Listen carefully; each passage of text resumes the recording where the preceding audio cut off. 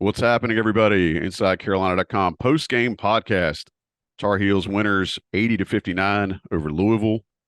Joined by Dewey Burke, and we are brought to you by Johnny T-Shirt. All right, thanks for jumping in. Moments off of the wrap-up win for North Carolina at the KFC Yum Mexican Pizza, Nacho Fries, Popcorn Chicken Center in Louisville. Tar Heels with an 80-59 win. Dewey, before we dive in, man, I'll give you some quick stats. Just looking at, I see 5 guys for UNC in double figures, which is good to see considering how many guys played. They got minutes from 11 guys today. Bacot and DeMarco Dunn with 14 points apiece.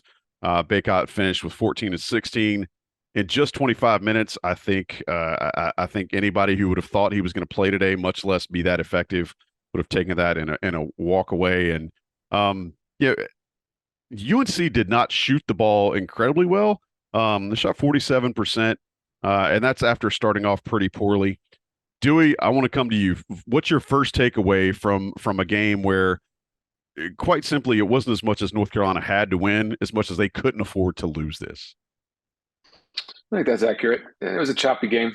Unbelievable amount of fouls called, so not a ton of rhythm to it. But I thought we got timely minutes and contribution from some different people. DeMarco Dunn was great. Puff had a couple good spurts making shots, and we didn't shoot the ball overall as a team very well from the perimeter, but we made timely threes, which I thought as we were making our run there to start the second half, to move the game out where there was no doubt who was going to win.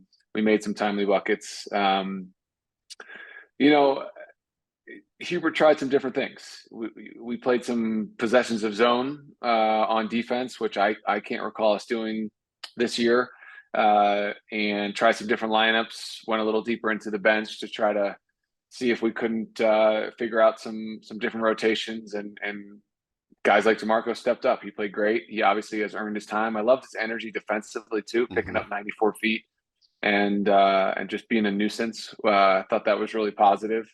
And then Armando, ultimate competitor. Nobody on our team plays as hard as he does, and proud of the effort he gave. Clearly not close to 100%. Lacked a lot of explosiveness pushing off of that leg, but just grinds and finds a way. And without some pretty crappy foul calls, in my opinion, he probably plays 30 minutes and probably is approaching 20 and 20. So you give the kid credit. Louisville's obviously struggling. They're rebuilding. Yeah. They've got some pieces, but no, there would be no excuse for that to have even been a game, which ultimately it wasn't. I did not see the first 7 minutes as I texted you because they had the other game on, which I guess I'm lucky. So I only saw the parts where we played a little bit better. Yeah, it started pretty gross. I think North Carolina was down by 8 or 9 early, but they did shake things off. This is one of those games too where you experience these a lot, where you're coming against a team on the road that you're largely better than. To take Roy Williams' old adage, we are more gifted than the other team. He used to say that a lot about his opponents. And I think North Carolina is more gifted than Louisville.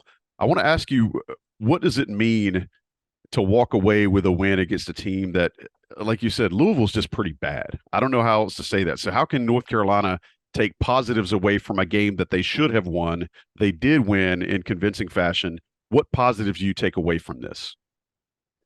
Yeah, I think it's the contributions of these different individuals. For me, Puff hasn't had a very consistent season. Hasn't scored the basketball, and to see him rip a couple threes was very encouraging. DeMarco obviously stepped up and did more defensively than I think we've seen. And so I'm going to answer it a couple ways. As a staff, I think you look at this tape and say, hey, we're starting to understand a little more what maybe DeMarco can give us, and hopefully Puff can give us more and more. At the same time, you have to be honest, right? Caleb really struggled. I know he had 5 steals, and they kept talking about that. But as I said on my last podcast with Tommy, I'm in the camp that I believe Caleb is going to snap out of this, but he did not tonight. Struggling shooting the ball still. Quieter game from RJ, but he's been solid. He's not our concern. And so as a staff, I think you had some guys step up and do some nice things. Dontrez had some good minutes in the first half as well. Obviously, he hasn't been playing very much. And then, there's going to be plenty of stuff to clean up. Some of it, as I said, I thought just the refs were so whistle happy. There was not a lot of rhythm, but we Yeah. still blow defensive assignments, simple fundamentals on that end of the floor. We misplay ball screens. We don't communicate. There are things that still need to be cleaned up on the defensive side for us to be an elite team. I was pleased to see us try zone just to get some reps, and we actually forced some turnovers and a couple outside shots there. So they still got a long way to go. A lot to work on in terms of finding the consistency of being an elite team, which we haven't been able to do yet. Well, and also I'm sitting here looking, North Carolina turned the ball over on 20% of their possessions tonight.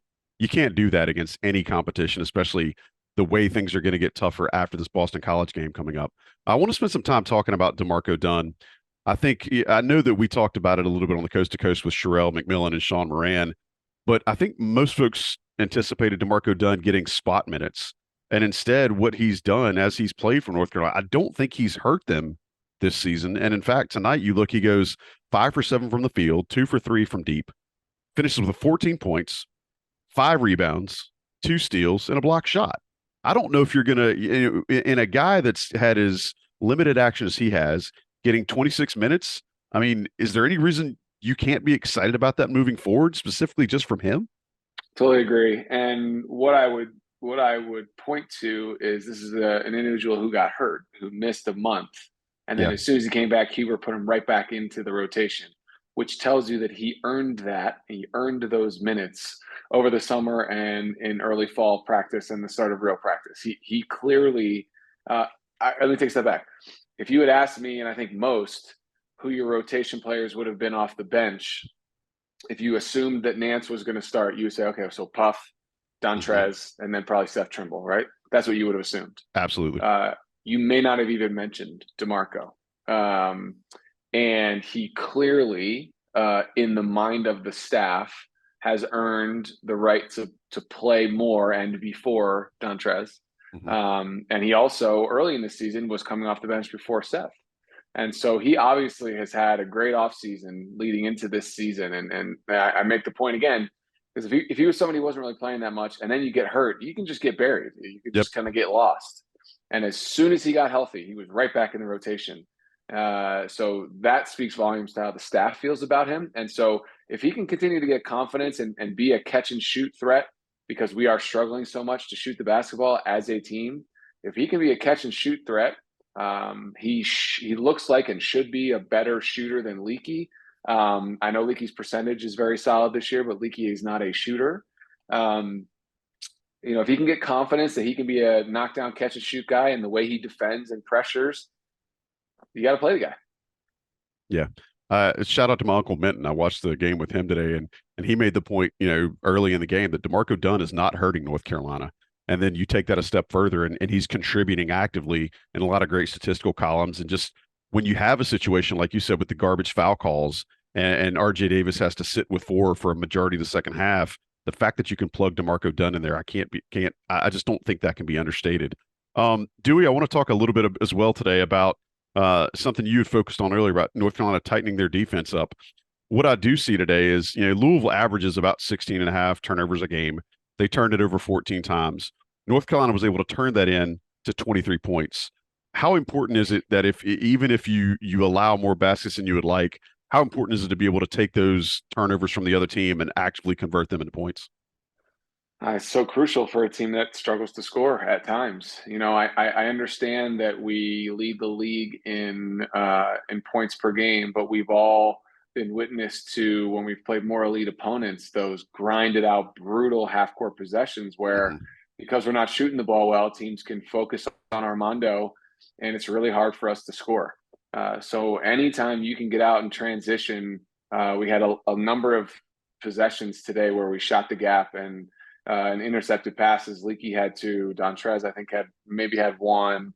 The bucket where not Dontrez, sorry, DeMarco had 1. Dontrez had the dunk in the first half off of a steal. A lot of easy buckets in transition that we have not consistently been getting. And so everybody knows how we used to play with Coach Williams, right? Fast, fast, fast, and faster. And we would try to play that fast off of made baskets, let alone misses, let alone turnovers. And Hubert doesn't seem to emphasize pace quite as much, but live ball turnovers should lead to good, easy baskets. And we got more of those tonight, which just takes the pressure off of having to execute perfectly in the half court, which we struggled to do. And again, we didn't shoot the ball very well from the perimeter, but it didn't hurt us as much because we got easy baskets in transition. I want to let you riff a little bit because you saw the same game that I did. How bad are charge calls getting in college basketball? I tell you what, man, I'm amazed at it. I routinely am, my mind is boggled that you can just buy these calls from the refs by just falling over. I don't, they got to fix it. They got a problem. I don't understand it. I went on Tyler's podcast, Hans Rose podcast, and we talked about this for like 15 minutes. And he made, I think, a very accurate point, which was it is not a basketball play to either A, run underneath someone that is taking flight, that is jumping to the basket and trying to fall over. No, it's very unsafe, but it's not a basketball play. And neither is when you're playing straight up post defense, anticipating just a simple dribble into you and just falling like you got shot by a sniper. Diving backwards. Yeah. Diving backwards. Just and listen, we do it too. Jalen did it. Puff does it. But you can't fault the kids because there's enough tape out there. These guys watch other games. They watch the other teams in the conference and in the country play. And it's gotten to the point, Joey, where it feels like it's 8 to 10 a game. Yeah. That you fall down. I mean, Caleb on the Euro step on the break, the kid just stands there. He knows no matter what Caleb does, Euro steps, tries to spin, goes around, I'm falling down. I'm going to take some contact or I'm going to fake contact. I'm just going to fall down, right? And it makes me the most crazy when the bigs do it because you're talking about guys that are 220 to 265 pounds. Yeah. It takes a lot to knock guys like that over. And the referees should know that. They should say, this guy guarding Armando weighs 270 pounds. It's physics. And it's physics. And they just fall over. It's a problem. It's a problem, and it's so detrimental to the game and the sport. It's unreal. The one I think that drove me to know that we were going to talk about this today was Seth Trimble goes baseline, goes up, gets a layup, attacking the rim against a 6'7" guy, and you bail out the 6'7" guy for stepping up and falling. He did nothing to take contact. He did not have the space. He anticipated that Seth was going to try to punch. Broken his wrist. Absolutely. Seth could have broken his wrist. He could have, fractured his elbow on that because he runs up under a player that has left his feet. It's so unsafe, and they buy the call. It nothing makes my blood boil other than us turning the ball over than that.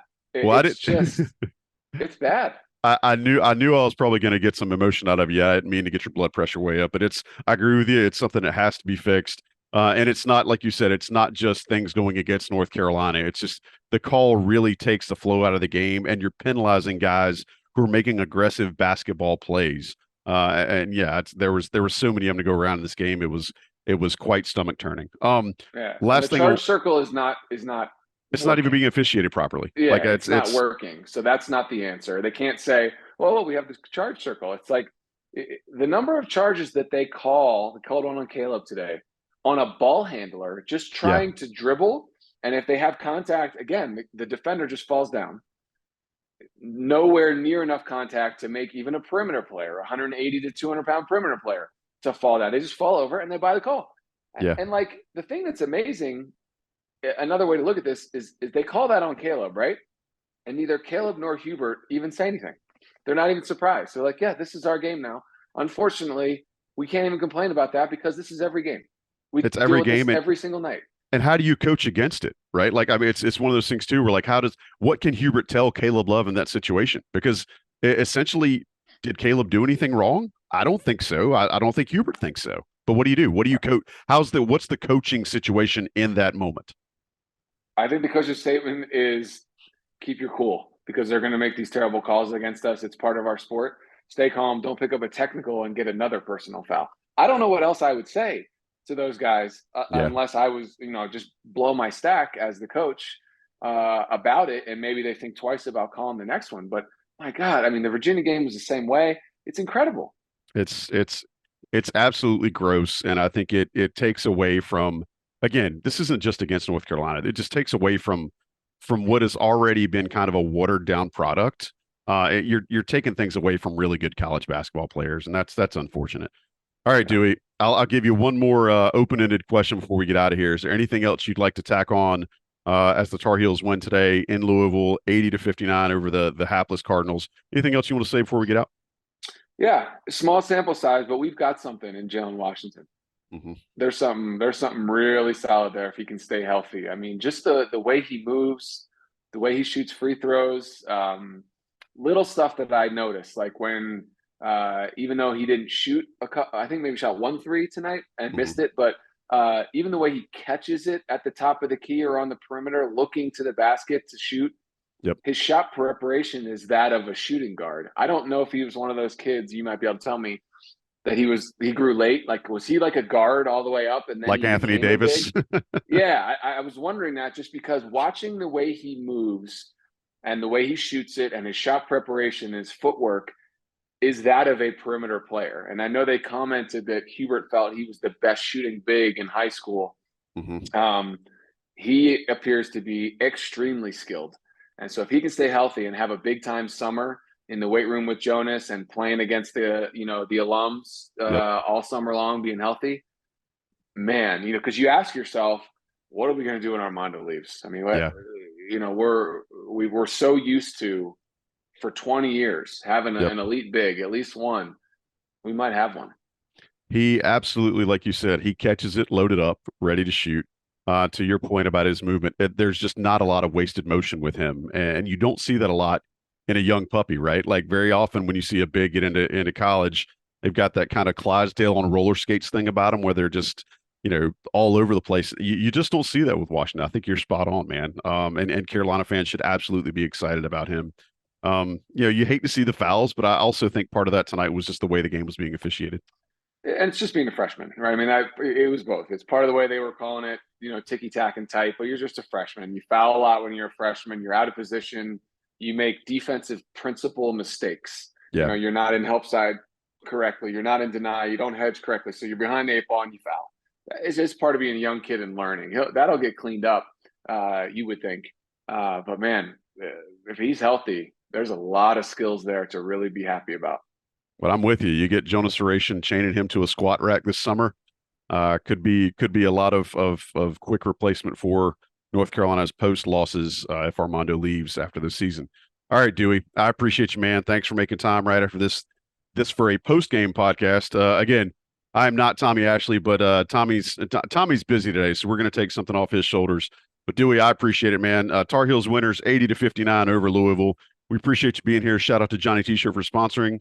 To John Siegley for producing the show. And thanks to all of you guys for listening and downloading on InsideCarolina.com. We'll catch you next time on I See Late.